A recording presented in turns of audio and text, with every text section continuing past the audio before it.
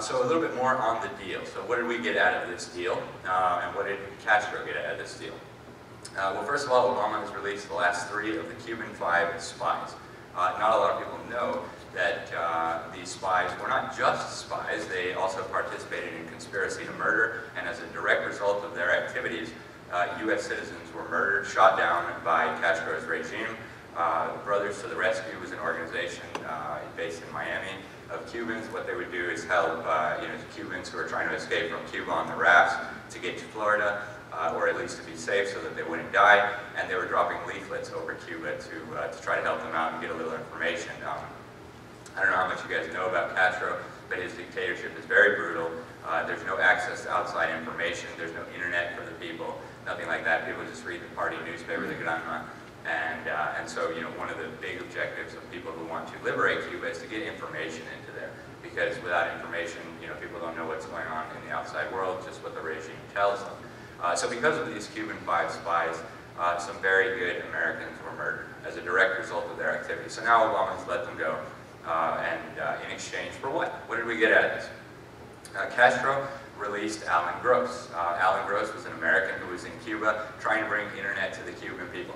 So we give up spies convicted of espionage and conspiracy to murder whose activities resulted in the deaths of Americans. And in exchange, Castro releases a guy who was just trying to bring some information to the people of Cuba and an unnamed U.S. intelligence asset that we don't really know anything about other than unnamed intelligence asset. Castro also said he was going to be releasing 53 political prisoners. He's got many, many more political prisoners in jail, but Obama apparently drew up some kind of list of people that he wanted released. A number of sources have reported, first of all, that he did not release any 53 political prisoners, and some of them have already been rearrested. So Castro got everything he wanted, and political prisoners are still sitting in the gulags. A few might be out, we don't know. It's hard to get information from Cuba, obviously. So the communist-dominated South African government and the Pope, who is not a big fan of free markets, both contributed to the negotiations between Obama and Castro. Supposedly some of them were held in Canada.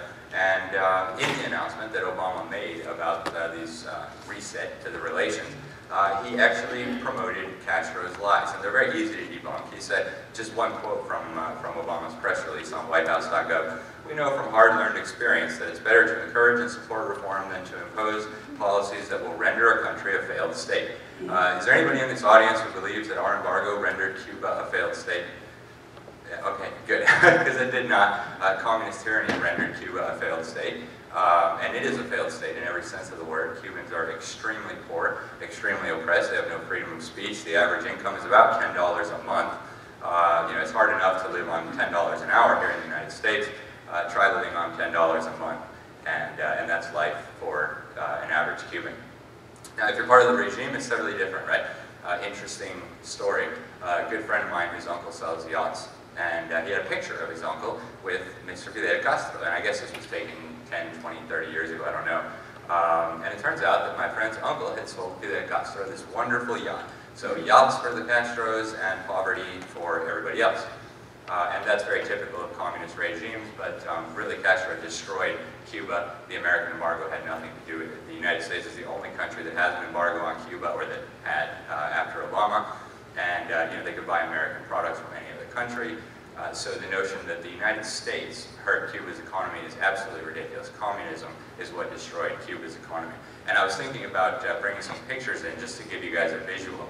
I ended up not doing it because I didn't want to violate any copyrights, but you can see the before and after pictures of Havana and other places in Cuba. And it's just tragic what's happened to that country. It was a developed country. Before Castro took over, their GDP per capita was higher than Spain or Portugal. Now it's one of the poorest countries in the world. It's a disgrace. So let's keep going here. Oh yeah, and Obama said he was going to push reform. He didn't give very many specifics about how he was going to push reform. He just said, we're going to continue to promote reform. What does the deal mean for the United States? Well, one of the reasons we originally severed diplomatic relations with Cuba was because they were using their embassy over here and diplomatic immunity and the cover that that provides to promote espionage and terrorism and subversion in the United States. Castro has a long history of supporting terrorist movements, even some in the United States, and we'll talk about that in a moment because it goes right back to Mr. Obama and one of his good buddies. So this new deal is going to allow Castro to set up an embassy in Havana, and that embassy is going to give him the opportunity to infiltrate spies and terrorists and anything else he wants to do, all under diplomatic immunity, right? So these people can't be arrested, et cetera, et cetera. So the DGI, the Cuban Intelligence Agency, is going to continue its efforts, and now it's going to have an even bigger opportunity to promote this kind of subversion and terrorism and propaganda and recruiting here in the United States. And we know that he's still doing it. Fox News last year had a very good article about how the Castro regime and the DGI were recruiting American academics. I probably don't need to tell you guys that a big percentage of our university faculties are made up of leftists, extreme leftists, and just outright communists. So naturally, Castro feels that's a good area for recruiting. And apparently he's been relatively successful. We'll talk about that a little bit more in a moment. So what else do we get out of it? Well, we have our president recognizing a brutal dictatorship as a legitimate government. So by recognizing Castro's regime as a legitimate government and letting them have diplomatic relations and an embassy, we're providing legitimacy to a mass murdering communist dictator who destroyed a country. You can talk to any Cuban in Miami and they'll give you a good idea of whether Castro is the legitimate government of Cuba or not. And we'll talk a little bit more about how he came to power in a moment as well. And so I'm sure you guys have heard a lot also about the imperial presidency, right? Well, this continues in that trend. Obama, when Congress doesn't do exactly what he wants, he just likes to do things on his own, whether that be amnesty or gun control or executive orders or relations with a brutal dictator. And so this is more of that. Plenty of people have criticized this as illegal. Whether it is or not, I don't know. I'm not a lawyer. But plenty of people have said that Obama has way overstepped his bounds by purporting to chip away at the embargo and open diplomatic relations and so on and so forth. There is a law on the books, the Helms-Burton embargo, and that puts it in statutory law that the United States has to have an embargo on Cuba. And the president does have some leeway here, whether he's crossed over it or not, I don't know, but plenty of well-informed people think so. So another thing that the United States gets is we get to look weak and silly on the world stage. Castro gets to cheer about the victory of his revolution, and the imperialists are even recognizing us now. So we get to look like fools, and Castro gets to look like some great revolutionary wise man hero. So Obama gave lots of concessions. Castro made lots of demands. Castro had his demands satisfied.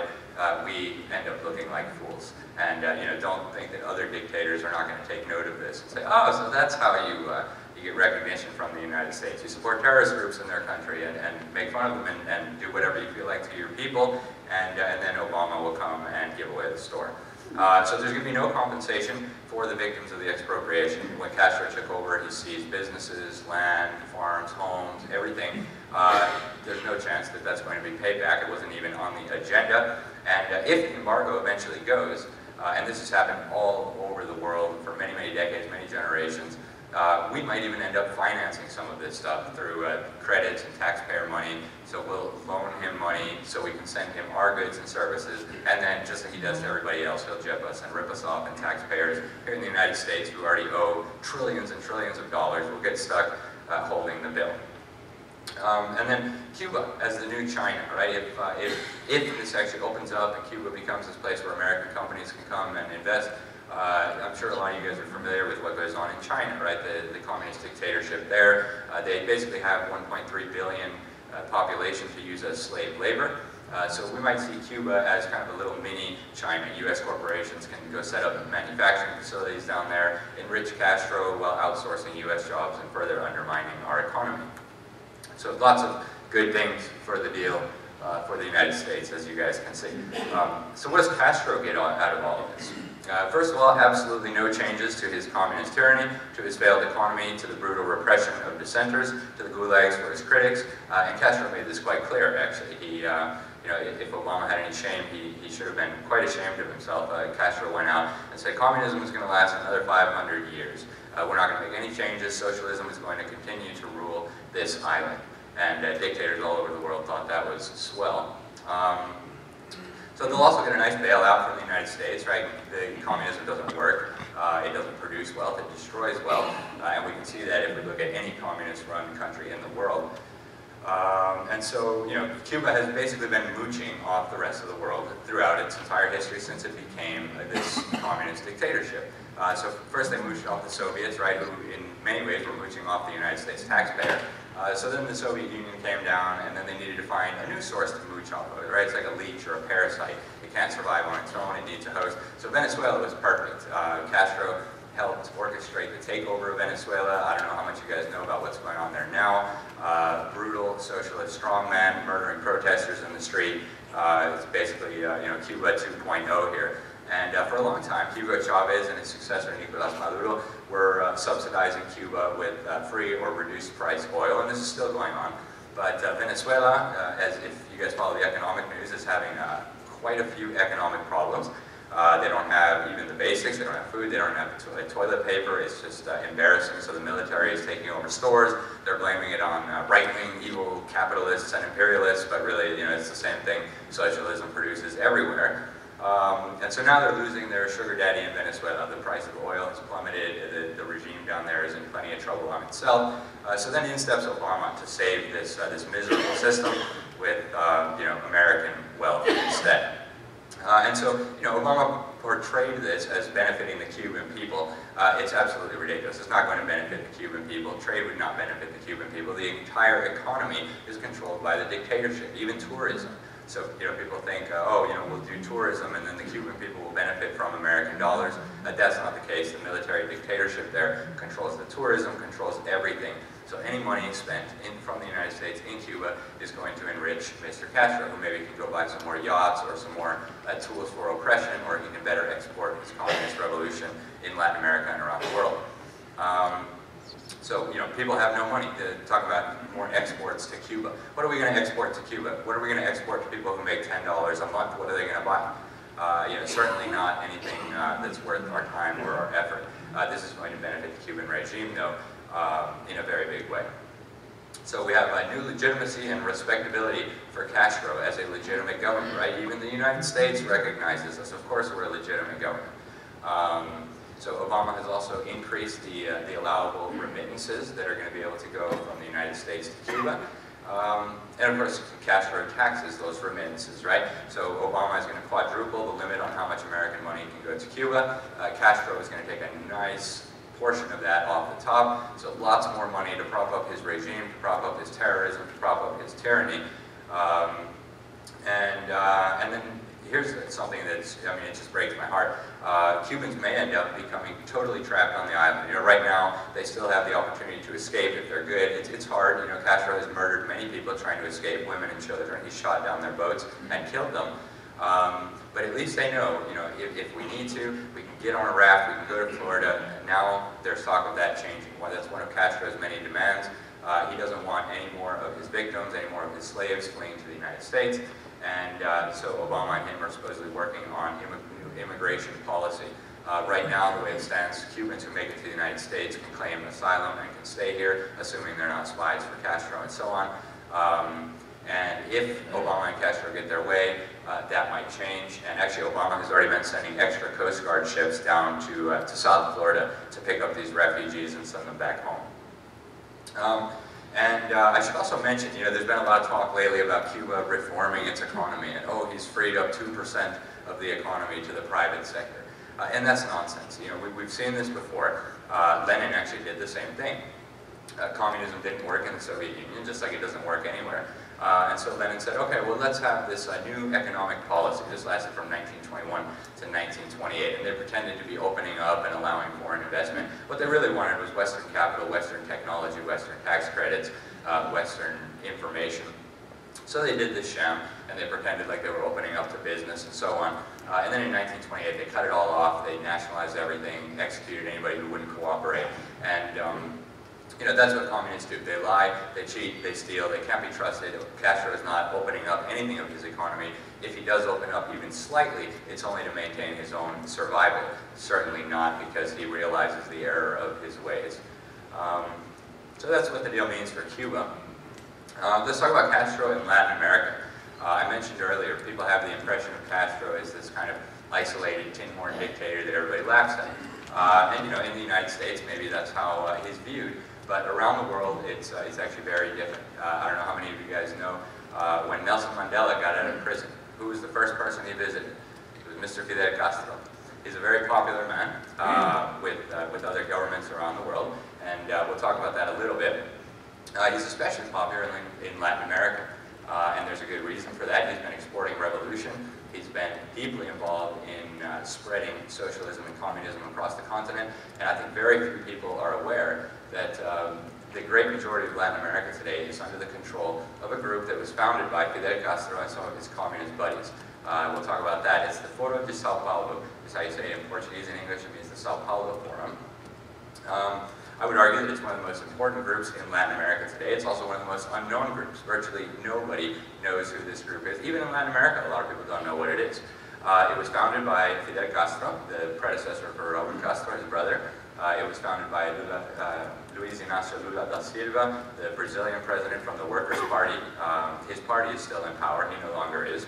The FARC, which is the Fuerzas Armadas Revolucionarias de Colombia. It's the Revolutionary Armed Forces of Colombia. This is a communist terrorist group that imports cocaine to the United States, murders people, kidnaps people, and has been trying to overthrow the Colombian government and impose communist tyranny in Colombia for a very long time.